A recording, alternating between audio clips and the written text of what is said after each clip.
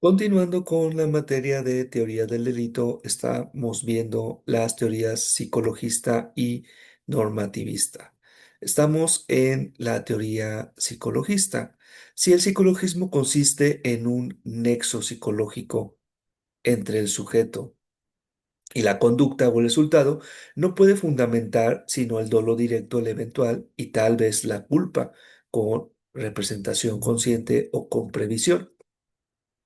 Pues en esta última hipótesis, aun cuando no quiere o no se requiere el resultado, ni lo acepta en caso de que se produzca, lo prevé con la esperanza de que no se realizará.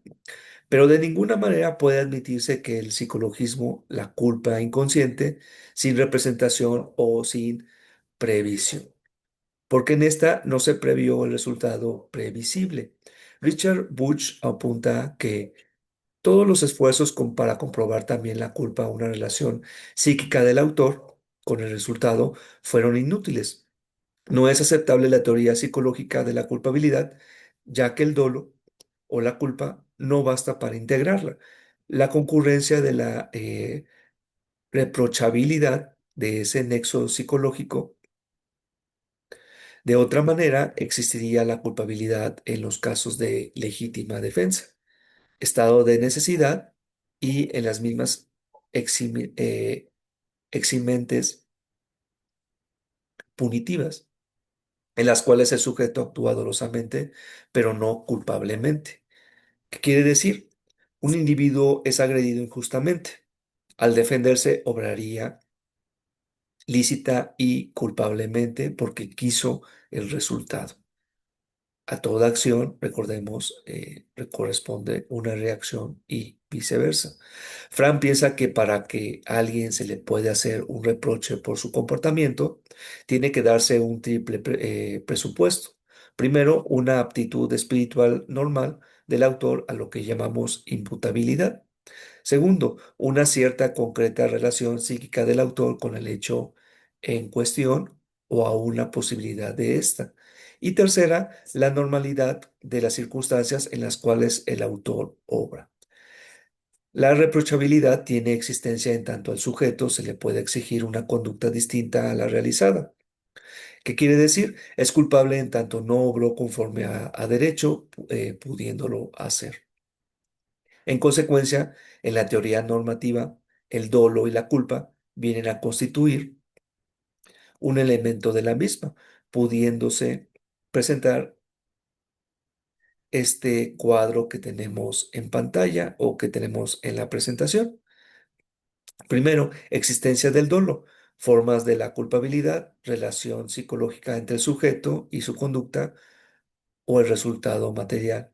¿Cuál es la imputabilidad? El presupuesto. ¿De acuerdo? La existencia de dolo o la culpa. Y la existencia de dolo o la culpa en el normativismo es primero la especie de culpabilidad, reprochabilidad, la motivación del reproche y la imputabilidad sería el elemento. Ahora bien, si para el psicologismo la base es el nexo psicológico entre el sujeto y la conducta, o el resultado material, y para el normativismo es el reproche de esta conducta o el hecho, es fácil observar la diferencia entre una y otra teoría de la culpabilidad. En el psicologismo se presenta cuando se anule el hecho psicológico y en el normativismo se presenta aún sin afectar el hecho psicológico porque no le es reprochable. El psicologismo, dice Porte Petit, llevaría a sostener que un individuo es agredido de manera injusta al defenderse, obró dolosamente porque quiso el resultado. Del mismo modo, un individuo al creer encontrarse ante una agresión legítima sería un inculpable culpable, porque no obstante de que hay un error esencial e invencible a su favor, sería culpable porque quiso el resultado, explica el autor. Ahora bien, si para el psicologismo la base es el nexo psicológico entre el resultado y la conducta o el resultado material, y para el normativismo es el reproche de esa conducta, fácilmente se observa la diferencia entre una y otra teoría de la culpabilidad en orden a su aspecto negativo, pues en la inculpabilidad, en el psicologismo, Se presenta cuando se anule el hecho psicológico.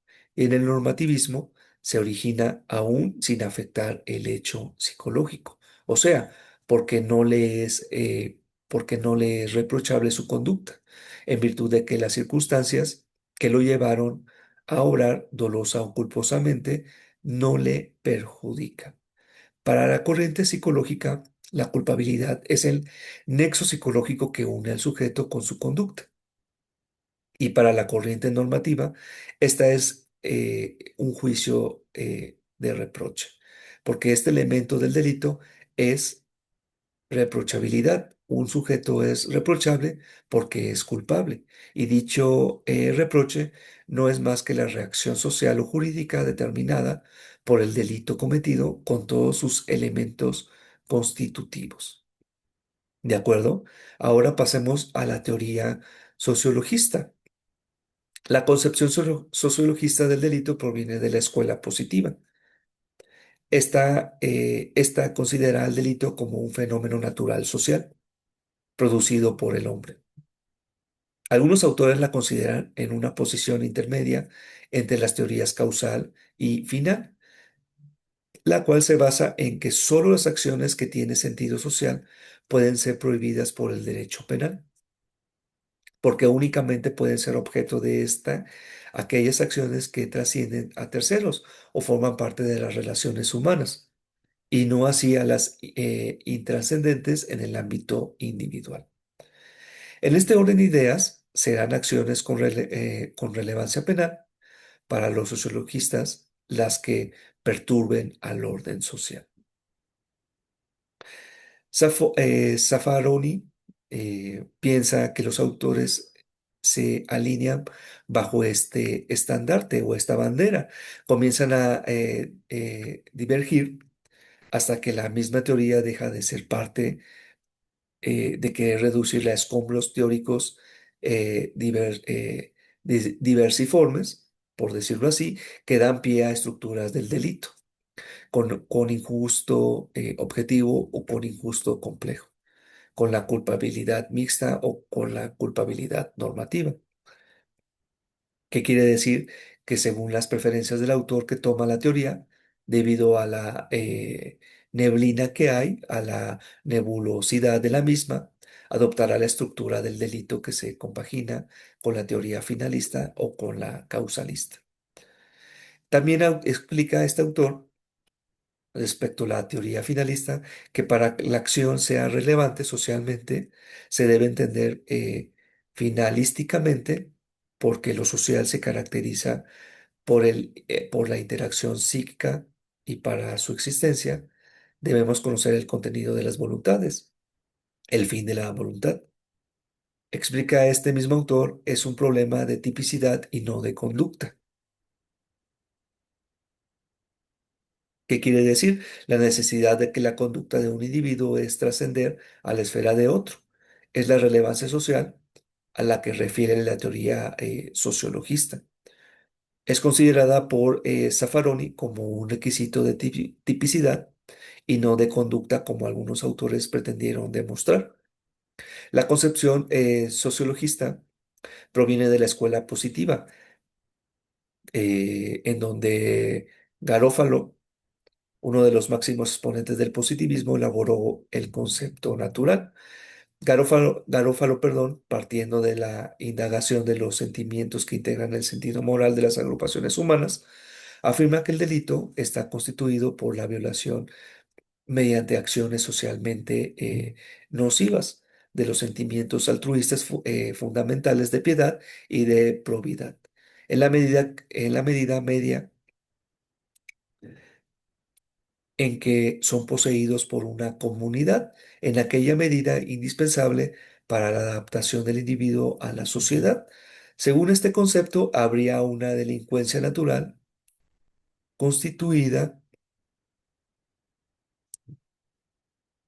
por los ataques de los sentimientos fundamentalmente de piedad y probidad, y una delincuencia artificial que comprenderá los demás delitos que no ofenden estos sentimientos.